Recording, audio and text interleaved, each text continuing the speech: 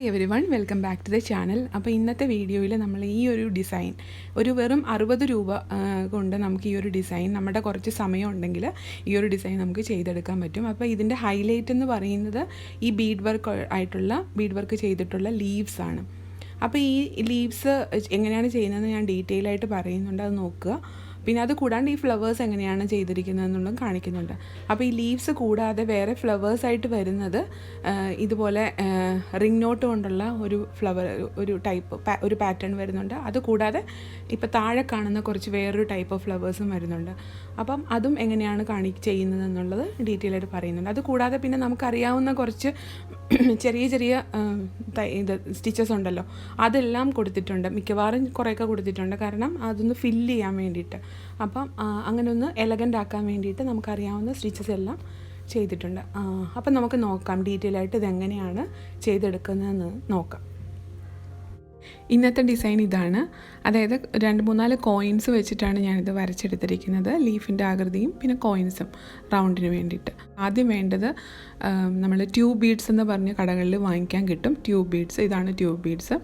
ഏകദേശം ഒരു 18-20 റുപ്പീസ്, കൂടിപ്പോയാൽ 25 ആവും ചില ഷോപ്പിൽ. അത് ഷോപ്പുകളുടെ ഇതും പിന്നെ അത് സ്ഥലങ്ങളുടെ ഇതനുസരിച്ച് മാറിക്കൊണ്ടിരിക്കും. അപ്പോൾ ആ രൂപയ്ക്ക് നമുക്കിത് അവൈലബിൾ ആണ്. പിന്നെ വേണ്ടത് ആങ്കറിൻ്റെ പേൾ കോട്ടൺ വൈറ്റ് ത്രെഡാണ് ഞാനിവിടെ ഉപയോഗിക്കുന്നത്. അതുകൂടാതെ വേണ്ടത് നമ്മൾ മെഷീനിലൊക്കെ ഉപയോഗിക്കുന്ന സാധാരണ സ്റ്റിച്ചിങ്ങിന് ഉപയോഗിക്കുന്ന ത്രെഡാണ്. പിന്നെ സൂചിയും.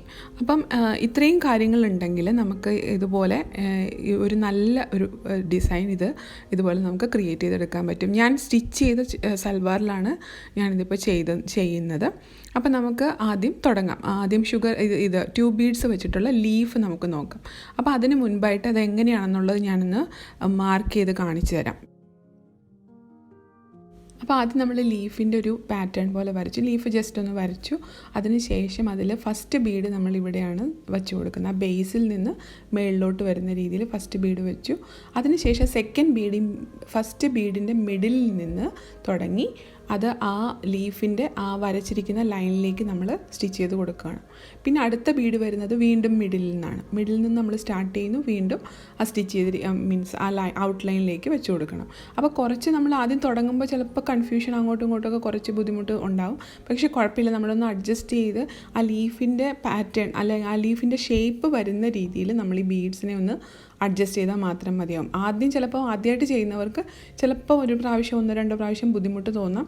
1-2 പ്രാവശ്യം ഒന്ന് ട്രൈ ചെയ്തിട്ട് പിന്നെ അത് ചെയ്ത് നോക്കുവാണെങ്കിൽ വളരെയധികം എളുപ്പത്തിൽ നമുക്ക് ചെയ്തെടുക്കാൻ പറ്റുന്നതേ ഉള്ളൂ. അപ്പോൾ ഞാനിനി കാണിച്ചു തരാം എങ്ങനെയാണ് ബീഡ്സ് വെച്ചിട്ട് ഇത് ചെയ്യേണ്ടതെന്നുള്ളത് ഞാനിപ്പോൾ കാണിച്ചു തരാം. അതാ ഇപ്പോൾ ഫസ്റ്റ് ബീഡ് ഞാനിവിടെ താഴത്തുനിന്ന് കുത്തി സൂചി നേരെ മേളിലേക്ക് കൊണ്ടുവന്നിട്ട് ഫസ്റ്റ് ബീഡ് ഞാൻ ഔട്ട്ലൈനിൽ വെച്ച് കൊടുക്കുകയാണ്.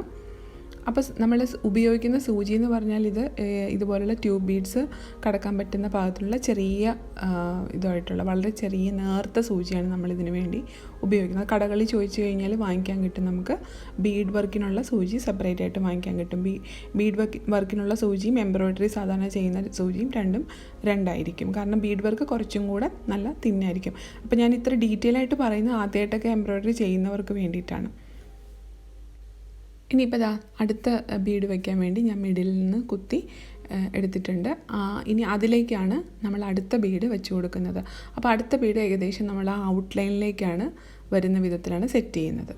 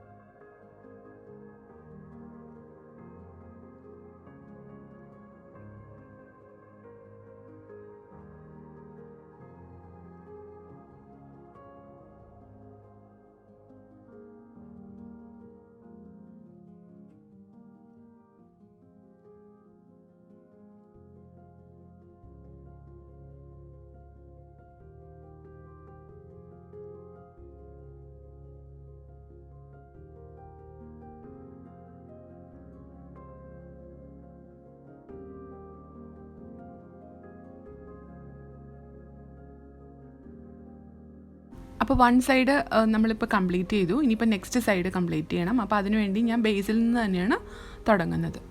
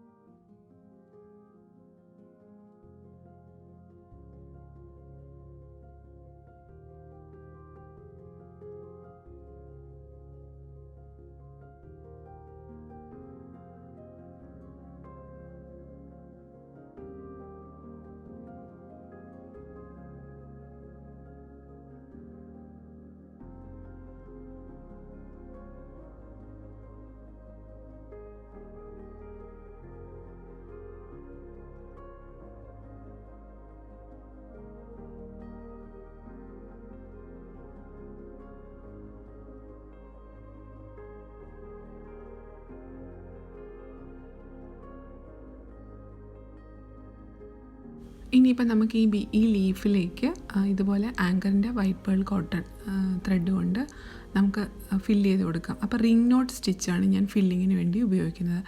റിംഗ് നോട്ട് പല രീതിയിൽ പല ടൈപ്പിൽ നമുക്ക് ചെയ്തെടുക്കാൻ പറ്റും. അപ്പോൾ ഇവിടെ ഞാൻ കുറച്ച് ക്ലോസ് ആയിട്ടുള്ള ഏകദേശം നമ്മുടെ ഫ്രഞ്ച് നോട്ട് പോലെ തോന്നിക്കുന്ന റിംഗ് നോട്ടാണ് ഇട്ട് കൊടുക്കുന്നത്. കാരണം റിംഗ് നോട്ട് നമ്മൾ ഈ സൂചി കുത്തിയെടുക്കുന്ന അതേ പൊസിഷനിലേക്ക് ഇപ്പം ഞാൻ കുത്തിയിറക്കുന്നത് കാണുന്നുണ്ടല്ലോ. അപ്പോൾ അങ്ങനെ ചെയ്യുവാണെങ്കിൽ കുറച്ച് ക്ലോസ് ആയിട്ടുള്ള ഒരു റിംഗ് നോട്ട് കിട്ടും. അതല്ല നമ്മൾ കുറച്ചും കൂടെ ഒന്ന് മാറ്റിയാണ് ഇത് കുത്തി ഇറക്കുന്നതെങ്കിൽ കുറച്ച് വൈഡ് ആയിട്ടുള്ള കുറച്ച് ഓപ്പൺ ആയിട്ടുള്ള റിംഗ് നോട്ട് സ്റ്റിച്ചായിരിക്കും നമുക്ക് കിട്ടുന്നത്. അപ്പോൾ 2 ടൈപ്പിലുള്ള റിംഗ് നോട്ട്സും ഞാൻ ഈ എംബ്രോയിഡറിയിൽ ഉപയോഗിക്കുന്നുണ്ട്. അപ്പോൾ ഈ ലീവ്സ് കംപ്ലീറ്റ് ചെയ്യാനും അതുകൂടാതെ ഞാൻ കുറച്ച് ഫ്ലവേഴ്സും ഈ റിംഗ് നോട്ട്സ് വെച്ചിട്ട് ക്ലോസ് റിംഗ് നോട്ട്സ് വെച്ചിട്ട് ചെയ്യുന്നുണ്ട്. അപ്പോൾ ഫസ്റ്റ് നമുക്ക് ലീവ്സ് എല്ലാം ഇതുപോലെ റിംഗ് നോട്ട് വെച്ചിട്ട് കംപ്ലീറ്റ് ചെയ്തെടുക്കാം.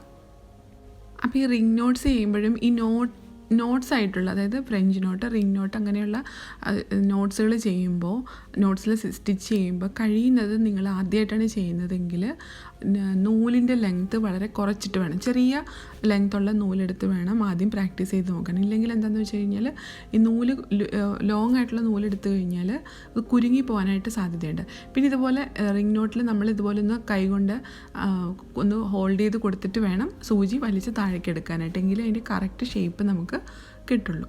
അപ്പോൾ ഇതുപോലെ നമ്മൾ കുറച്ച് ചെറിയ ചെറിയ കാര്യങ്ങളൊന്നും ശ്രദ്ധിച്ചു കഴിഞ്ഞാൽ നമ്മുടെ എംബ്രോയ്ഡറി വളരെ പെർഫെക്റ്റ് ആക്കി നമുക്ക് എടുക്കാൻ പറ്റും. അത് കുറേയൊക്കെ നമ്മൾ ചെയ്ത് വരുമ്പോഴാണ് നമുക്ക് കുറച്ച് എക്സ്പീരിയൻസ് കിട്ടുന്നത്. അതായത് എന്ത് ചെയ്താലാണ് നല്ലത്, എന്ത് ചെയ്യുമ്പോഴാണ് നമുക്ക് കുറച്ച് പെർഫെക്റ്റായിട്ട് കിട്ടുന്നതെന്നൊക്കെ നമ്മൾ ചെയ്ത് വരുമ്പോൾ നിങ്ങൾ തനിയെ നിങ്ങൾക്ക് കിട്ടിക്കൊള്ളൂ അത്.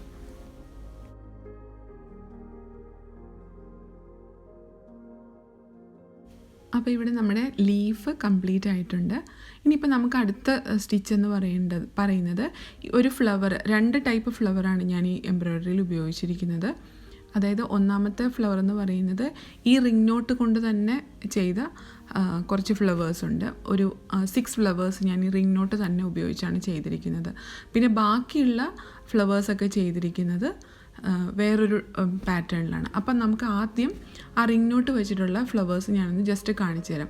അപ്പോൾ ഈ ഫ്ലവേഴ്സ് ചെയ്യുമ്പോൾ എന്താ പ്രത്യേകത എന്ന് പറഞ്ഞാൽ നമ്മളൊരു സർക്കിളാണല്ലോ വരച്ചിരിക്കുന്നത്, ആ സർക്കിളിനുള്ളിലാണ് ഈ റിംഗ് നോട്ട് ചെയ്യുന്നത്. അപ്പോൾ കറക്റ്റ് അതിൻ്റെ സർക്കിൾ കിട്ടാനായിട്ട് നിങ്ങൾ ചെയ്യേണ്ടത് 4 കോർണറിൽ 4 സെൻറ്ററിൽ നിന്ന് 4 വശത്തേക്കും നമ്മൾ ഒരു ലൈൻ പോലെ കുറച്ച് റിംഗ് നോട്ട്സ് ഇട്ട് കൊടുത്തിട്ട് പിന്നെ ബാക്കിയുള്ളതും കൂടെ ഫില്ല് ചെയ്യുകയാണെങ്കിൽ നമുക്ക് പെർഫെക്റ്റ് ആയിട്ടൊരു ഷേപ്പിൽ റിംഗ് നോട്ട് ആ ഒരു ഫ്ലവറായിട്ട് തന്നെ റൗണ്ടിൽ തന്നെ നമുക്ക് ചെയ്തെടുക്കാൻ പറ്റും. അങ്ങനെ ആ ഫ്ലവർ കംപ്ലീറ്റ് ആക്കിയിട്ടുണ്ട്. അപ്പോൾ ഇതുപോലത്തെ ഫ്ലവർ 6 എണ്ണം ഞാൻ ഇതിനകത്ത് സ്റ്റിച്ച് ചെയ്യുന്നുണ്ട്.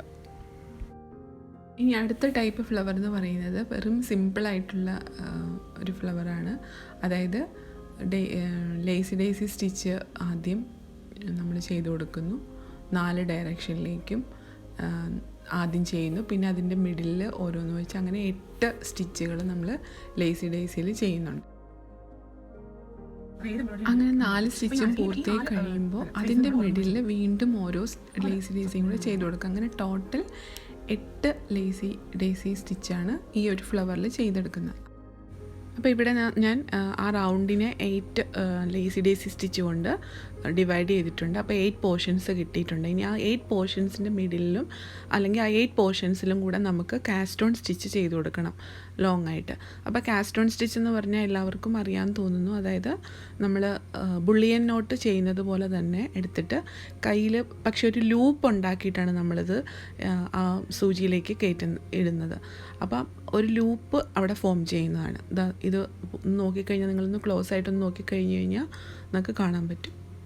ഇതുപോലെ കയ്യിലൊന്ന് റൗണ്ട് ചെയ്ത് പിടിക്കുക. എന്നിട്ട് ആ റൗണ്ടിൽ കൂടെ തന്നെ സൂചി താഴെ മുകളിലേക്ക് എടുക്കുക. സൂചിയിലൂടെ എടുക്കുമ്പോൾ കാസ്റ്റോൺ സ്റ്റിച്ച് നമുക്ക് ഇത് കംപ്ലീറ്റ് ആക്കാൻ പറ്റും.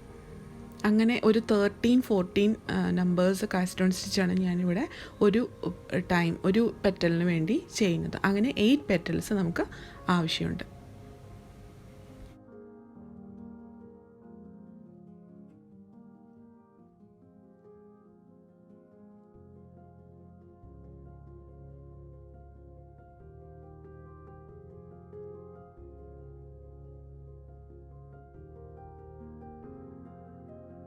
അപ്പോൾ ഈ സെയിം സ്റ്റിച്ച് തന്നെ 8 ടൈംസ് നമ്മൾ റിപ്പീറ്റ് ചെയ്യുമ്പം ആ ഫ്ലവർ കംപ്ലീറ്റ് ആയിട്ട് കിട്ടും. അപ്പോൾ അതിൻ്റെ ഫൈനൽ ലുക്ക് വരുന്നത് ഇതുപോലെയാണ്. കുറച്ച് റേസ്ഡ് ആയിട്ടുള്ള രീതിയിലുള്ള ഫ്ലവേഴ്സ് ആയിരിക്കും നമുക്ക് അങ്ങനെ ചെയ്യുമ്പോൾ കിട്ടുന്നത്.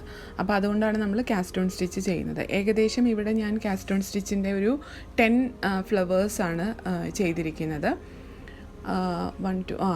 ഏകദേശം ഒരു 10 ഫ്ലവേഴ്സ് ചെയ്തിട്ടുണ്ട്. അതുകൂടാതെ 6 നമ്പേഴ്സ് നമ്മുടെ സാധാരണ റിംഗ് നോട്ടിൻ്റെ ഫ്ലവേഴ്സും ചെയ്തിട്ടുണ്ട്. ഈ 3 സ്റ്റിച്ചസാണ് മെയിനായിട്ട് ഈ പാറ്റേണിൽ വരുന്നത്. ഈ പാറ്റേണല്ല ഈ ഡിസൈനിൽ വരുന്നത്.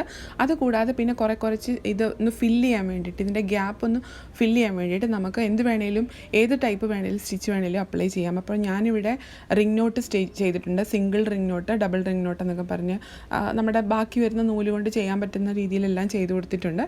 നിങ്ങൾക്ക് എന്ത് വേണേലും ഏത് സ്റ്റിച്ച് വേണേലും ചെയ്യാം. സ്റ്റാർ സ്റ്റിച്ച് ഉണ്ട്, പിന്നെ അതുപോലെ ഫ്രഞ്ച് നോട്ട്സ് ഉണ്ട്, റിംഗ് നോട്ട് ക്ലോസ്ഡ് ആയിട്ടുള്ളതുണ്ട്, പിന്നെ ഫ്ലൈ സ്റ്റിച്ചിൻ്റെ അറ്റത്തൊരു ഫ്രഞ്ച് നോട്ട് വെച്ച് കൊടുത്തിട്ടുണ്ട്. ഇത് കൂടാതെ വേണമെങ്കിൽ എൻ്റെ ഒരു സജഷൻ എന്ന് പറഞ്ഞാൽ ഈ പാർട്ടിൽ നിങ്ങൾക്ക് കംപ്ലീറ്റ് ബീഡ് വേണമെങ്കിലും വെച്ച് ഇത് ഭംഗിയാക്കാവുന്നതാണ്. അപ്പോൾ ഇന്നത്തെ വീഡിയോ എല്ലാവർക്കും ഇഷ്ടമായെന്ന് കരുതുന്നു. ഇഷ്ടപ്പെട്ടെങ്കിൽ തീർച്ചയായിട്ടും ഒന്ന് ലൈക്ക് ചെയ്യുക, ചാനലൊന്ന് സബ്സ്ക്രൈബ് ചെയ്യുക.